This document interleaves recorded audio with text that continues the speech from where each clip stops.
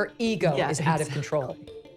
To again, I mean, there's just the lies that come from this White House are so egregious. They really think we're stupid, and that somehow the Marine Corps band that serves across administrations all of a sudden had a novel idea to create an entrance song for the First Lady for the very first time is just madness in my view. I've never seen a person more irritated by Jill Biden's behavior, justifiably so, than Megyn Kelly. It's so funny watching her expose Joe Biden for the many things that she's done and the way she's behaved under this presidency that her husband is kind of running.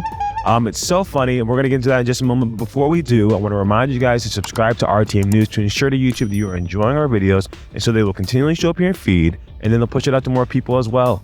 I'm Titus. Let's get into this video. I don't know who she thinks she is, but I do think it might be someone with real power, and it shouldn't be. She's another Hillary Clinton who thinks it's a co-presidency. There was news that got recirculated this week. It actually was broken by the Washington Examiner in January of 2022 that she wanted her own Hail to the Chief song, and it happened. It's called Fanfare for the First Lady, and it was being played for her over and over again.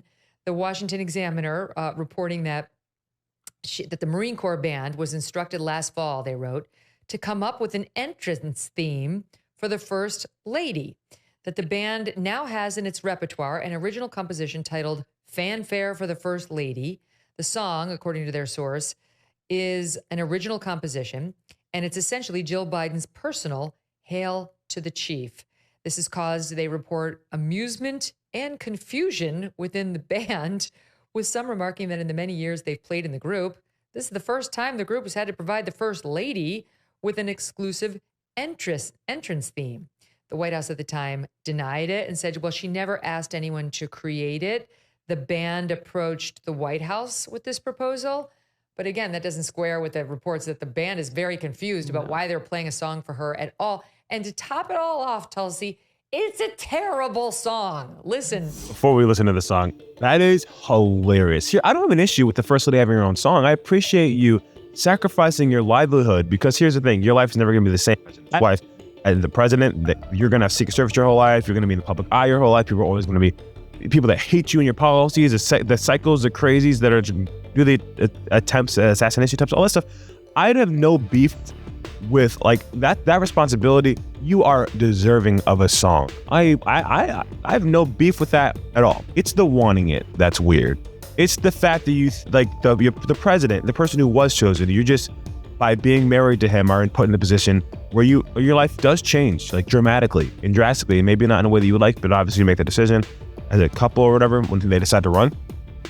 But you know your husband's aspirations at some point. That's probably what he wanted to do. Anyways, it's the fact that you're so power hungry that you think you are deserving of your own anthem when like you're the wife of the man who's running the country. You are at a very prominent position. You are respected. You're loved normally. Not only the Bidens are, but like asking for a song, asking for your own song. I mean, they gave it to you. Yeah, that's dope. That's cool. It's like, heck yeah, like respect the First Lady. But like, man, well, let's hear what this song sounds like. I'm sure it's great. To a little bit of this.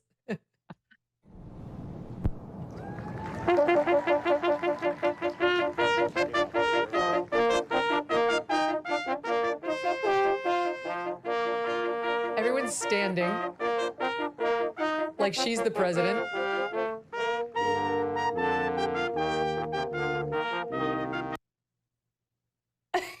Literally sounds like something my fifth grade band could have played.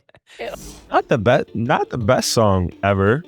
It could do some improvement. Maybe they'll fix it up for Melania on January 20th.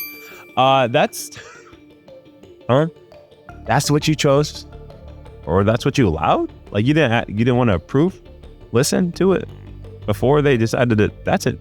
That ain't it. That's like an off-brand Airbud theme.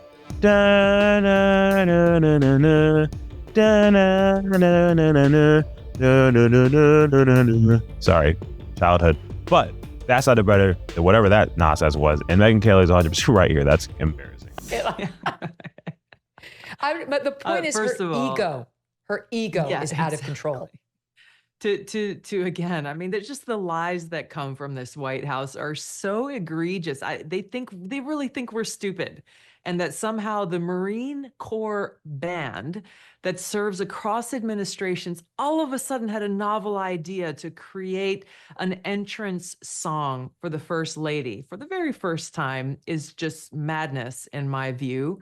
But also when you look at, okay, so if it's Jill Biden or it's her staff or whoever it may have been, Megyn, I don't know about you, but I have never walked into a room and thought, oh my gosh, I need music to hail my entrance into this room Where are and the to let the trumpets? audience know I have arrived. Exactly. It's like this it is that mindset of arrogance and of being so self-absorbed and really thinking it's about you rather than the people that you're there to serve. Even as First Lady, that is a job of service to the American people. And it's not about you. So why would you want to draw this attention to yourself? The only explanation is exactly what you said. It is about power and thinking that this world revolves around her and the husband that she's propping up rather than the people that they're supposed to be serving.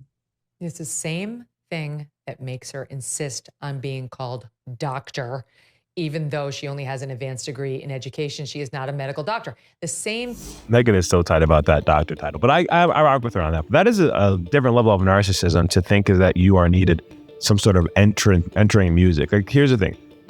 In their life, we're going to be usually on the line because even if there was an assassination attempt, they're most likely coming for him, not you. Your life will be altered and ultimately probably devastated because you will be devastated because, of that assassination attempt. But it's not, you're not the president.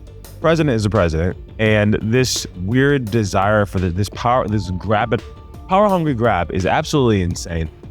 This need to be acknowledged and seen as prominent. Like, you should have ran them yourself. It's funny, she mentioned a duality between Hillary Clinton and Jill with like acting as if they did this together, like they were both the president. No, you're not. And honestly, Biden's not. So we have our first female president. Kamala Harris is probably running the show the whole time, and that's why we don't want her again. But it's embarrassing and it's rough, but we're going to be done with them soon. Same thing, this necessary buildup of her ego that insists on that insists on a song and the trumpets, and that insists on her frail, non-compos mentis husband staying in the presidency, even if it means he will exit the public stage in humiliation, in utter sad humiliation. It's really sad. That was the feeling that I felt so much throughout that debate, was just sadness. I've known Joe Biden for a long time, and really, really sad to see him standing on that stage when, for so many reasons, he has no business being there.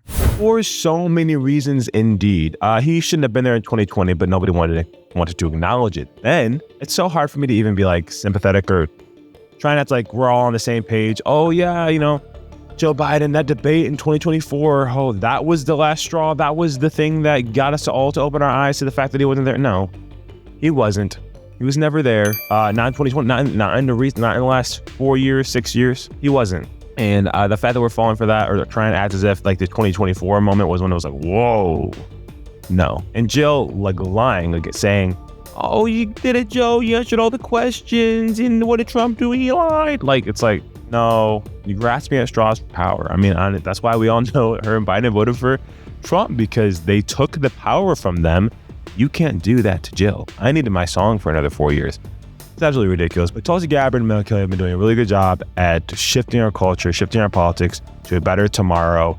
But if you guys enjoyed this video, make sure to comment your thoughts down below. I really want to hear what you guys have to say about this. And I'll see you guys on the next one. Peace.